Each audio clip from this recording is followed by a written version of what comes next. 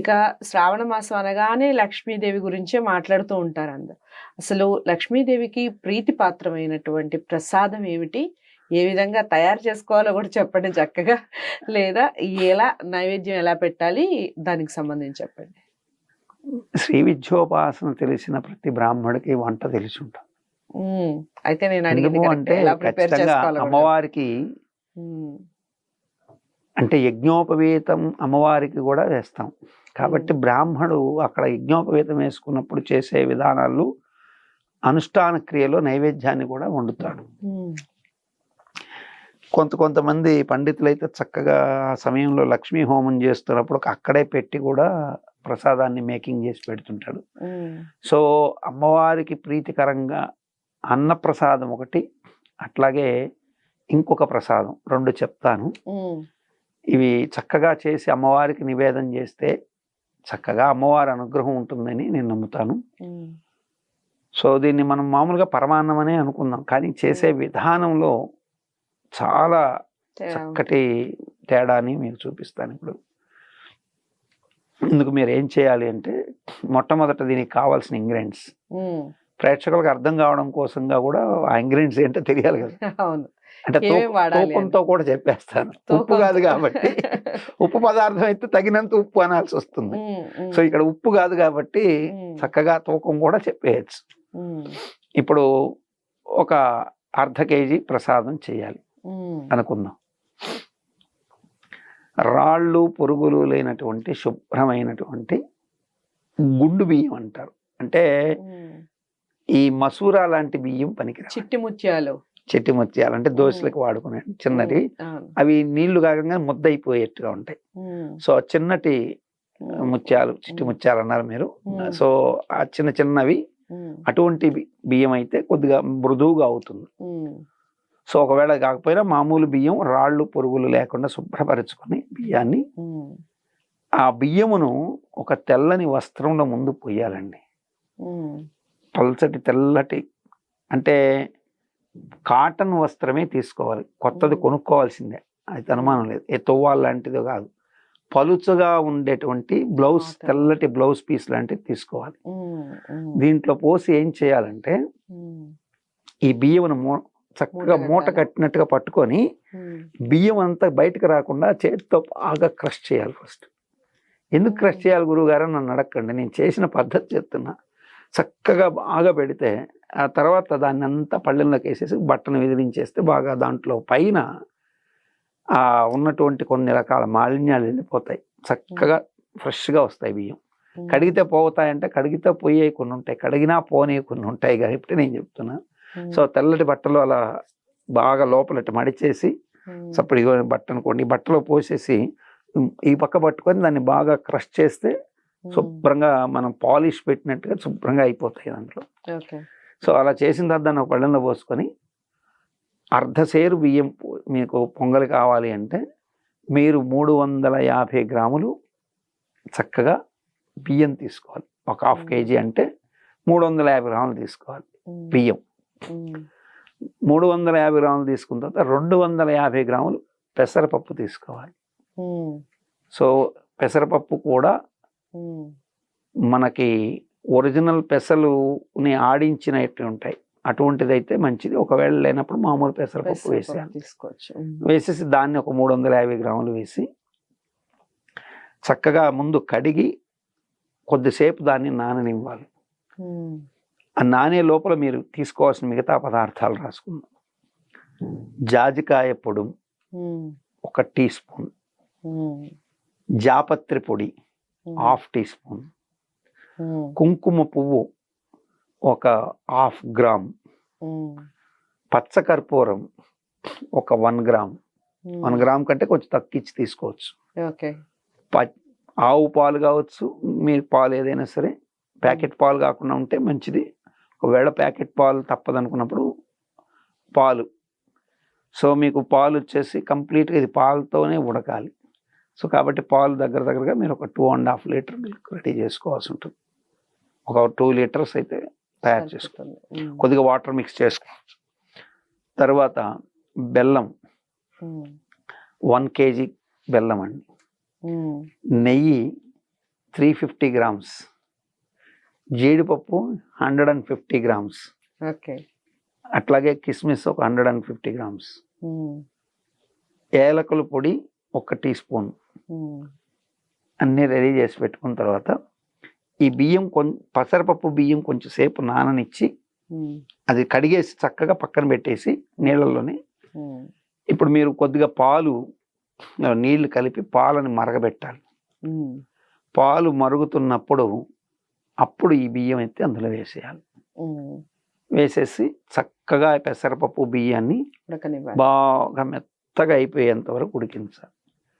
ఉడికించిన తర్వాత అందులో చక్కగా బాగా ఉడికి దగ్గర పడబోతూ ఉన్నప్పుడు ఇంకొంచెం మిగిలినటువంటి కొరవ పాలు కూడా పోసి బాగా దాన్ని పక్కన పెట్టేసి దాన్ని దగ్గర పడబోయేటప్పుడు మరొక పక్క పెనం మీద ఒక చిన్నపాటి బాండీ పెట్టుకొని ఈ బెల్లం చక్కగా కొద్ది వాటర్ పోసి అక్కడ పెడితే పాకం వచ్చేస్తుంది.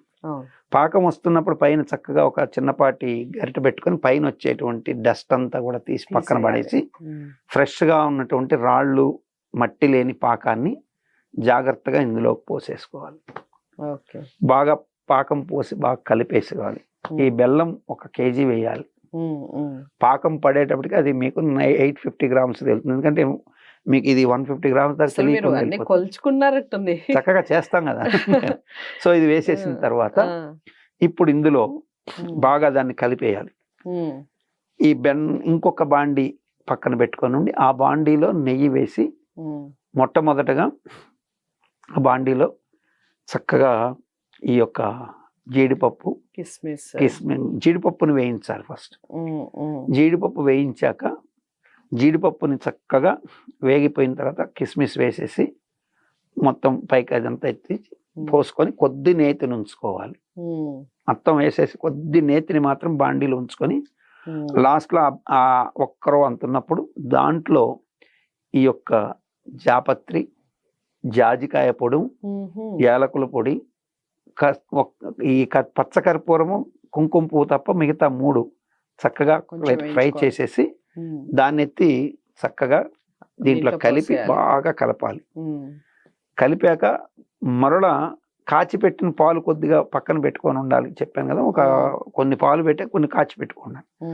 మరల కొద్ది పాలు పోసి పైన ఆ పాలు ఉండగానే ఈ పచ్చకర్పూరము కొద్దిగా జస్ట్ అట్ట వేసి కుంకుమ పువ్వు పైన పాల మీద వేసేయాలి. అంటే కింద పాకపు బెల్లం ఉంటుంది, పైన పాలు తెల్లగా ఉంటాయి. మెదను సినిమా చూపించారు కదా, చూశారు లేదా, పాలు పోసి కలుపుతుంటారు లాస్ట్. అలా పైన తెల్లటి పాల మీద ఈ కుంకుమ పువ్వు పడంగానే ఒక ఎల్లోయిష్ కలర్ వచ్చేస్తుంది.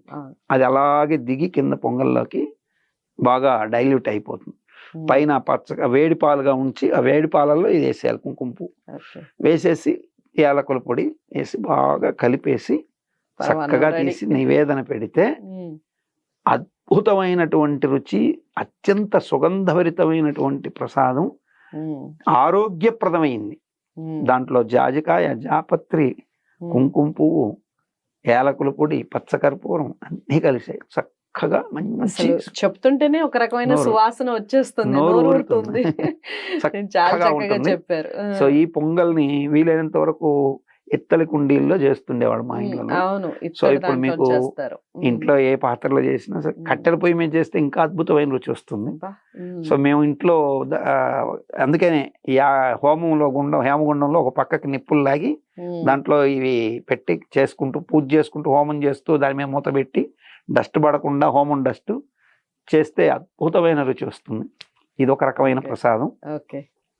సో ఇది అన్న ప్రసాదం. సో అన్నం కాకుండా చేసే ఇంకొక ప్రసాదం ఏంటంటే ఇది కూడా అద్భుతమైన ప్రసాదం. చక్కగా మీరు ఒక పావు కేజీ గోధుమ పిండి, గోధుమ పిండిని చక్కగా గోధుమ పిండిని కొద్దిగా మీరు నీళ్లు కలిపేసి నానబెట్టేసుకోవాలి. దాంట్లో మీరు ఒక 100 గ్రామ్స్ నెయ్యి పోసి బాగా పిండిని మళ్ళీ స్క్రబ్ చేయాలి, బాగా మ్యాష్ చేసేయాలి.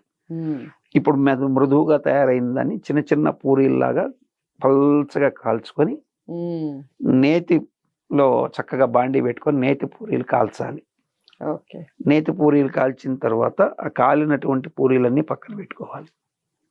ఇంకా ప్రాసెస్ ఉంది. ఉంది. ఆ పూరీలన్నీ పక్కన పెట్టేసుకోవాలి. ఇప్పుడు ఈ మిగిలిన నేతిలో కొద్దిగా జీడిపప్పు, కిస్మిస్ వేయించేసి అది కూడా పక్కన పెట్టేసుకోవచ్చు. ఓకే. తర్వాత ఈ కాలిన పూరీలు తీసిన తర్వాత ఈ యొక్క నేతిని పక్కన పెట్టేసి ఇక మీరేం చేయాలంటే పూరీలు రెడీ అయిపోయినాయి చక్కగా. ఇప్పుడు పాలు ఒక వెడల్పాటి గిన్నె పెట్టుకొని పాలు చక్కగా మరగాలి. మరుగుతున్నటువంటి పాలలో చక్కగా ఈ పూరీలు కాల్చినవన్నీ పలుచగా కాల్చారు కదా, చిన్న చిన్న చిన్న చిన్న చిన్న చిన్న పీసులు చేసి దాంట్లో వేసేయాలి. ఆ పాలల్లో చిన్న చిన్న పీసులు చేసి వేసేయాలి. వేసేసాక దాంట్లో జీడిపప్పు, కిస్మిస్ వేసి ఫైనల్లీ కొద్దిగా పచ్చకర్పూరం వేసేసి, మళ్ళీ కొద్దిగా పచ్చకర్పూరం వద్దనుకునే వాళ్ళు, ఆ టేస్ట్ పడిన వాళ్ళు చక్కగా కుంకుమ పువ్వుని కొద్దిగా వేసేసి బాగా కలిపేసి నేతిని వేసి, మిగిలిన నేతిని వేసి కలిపెట్టేసి చక్కగా చేయొచ్చు. దీన్ని గోధుమ పూపభక్ష్యం అని అమ్మవారికి చాలా ఇష్టం. ఇది మీకు ఇప్పుడు చెప్తే ఇలా కాదు, దాన్ని తినేటప్పుడు తెలుస్తుంది. చాలా అద్భుతంగా ఉంటుంది, చాలా టేస్టీగా. అంటే అయితే దీన్ని మీరు పల్చగా చేసి ఇట్లా తీస్తే పొరలు పొరలుగా వచ్చేసేటట్టుగా పూరీలు పొంగించడం, వెంటనే దాన్ని అలా స్మాష్ చేసి పెట్టుకోవాలి. సో ఇది అమ్మవారికి చాలా ప్రీతిగా బాగా మంచి భక్ష్యం కింద నివేదన పెడితే భక్తులకు కూడా ఎవరికైనా ఇచ్చినా కానీ ఇదేమి ప్రసాదం అని చాలా టేస్ట్ఫుల్గా ఉందని తింటారు. చాలా చాలా చక్కగా చెప్పారు. పూజా విధానమే కాదు, అసలు కొలతలతో సహా చెప్పేశారు గురువు గారు. ప్రసాదం చెప్పి చక్కగా అందరికీ పంచిపెట్టండి. ఈ శ్రావణ మాసంలో మనం చేసే పాలల్లో చక్కెర వేసి మరిగించాలి. పాలల్లో చక్కెర వేసి మరిగించాలి. మళ్ళీ మీరు చక్కెర మర్చిపోయి అన్ని వేసి తిని అది మరిచి తిని అని కాకుండా చక్కగా చక్కెర కూడా ½ కేజీ పాల, ½ లీటర్ పాలకి ఒక 300 గ్రామ్స్ చక్కెర వేసుకోవాలి. ½ కేజీ కన్నా కాస్త ఎక్కువగా, ½ కేజీ అంటే మనకి కాస్త తక్కువగా, ½ లీటర్ పాలకి 300 గ్రామ్స్ 300 గ్రామ్స్ సరిపోతాయని చెప్తున్నారు. మీరు కాస్త తీపి ఎక్కువగా ఉంటే తీపి ఎక్కువగా తినండి. గురువు గారు చేసే పద్ధతి చెప్పారు, పద్ధతి అసలు ఎంత నీట్ గా చెప్పారు. ఇలాంటి విషయాలు తప్పకుండా అందరికీ షేర్ అవ్వాలి. ఆ రోజు నైవేద్యం పెట్టుకోవటం, ఇలాంటి విషయాలు తెలుసుకొని పెట్టుకోవటం వలన ఎంతో శుభ ఫలితాలు కలుగుతాయి. ఇక శ్రావణ మాసానికి సంబంధించిన మరిన్ని విశిష్ట వివరాలు ఎన్నో వీడియోస్ చేసి ఉన్నాం. తప్పకుండా అన్నిటిని వాచ్ చేయండి. హిట్ టీవీని సబ్స్క్రైబ్ చేసుకోండి. నమస్తే.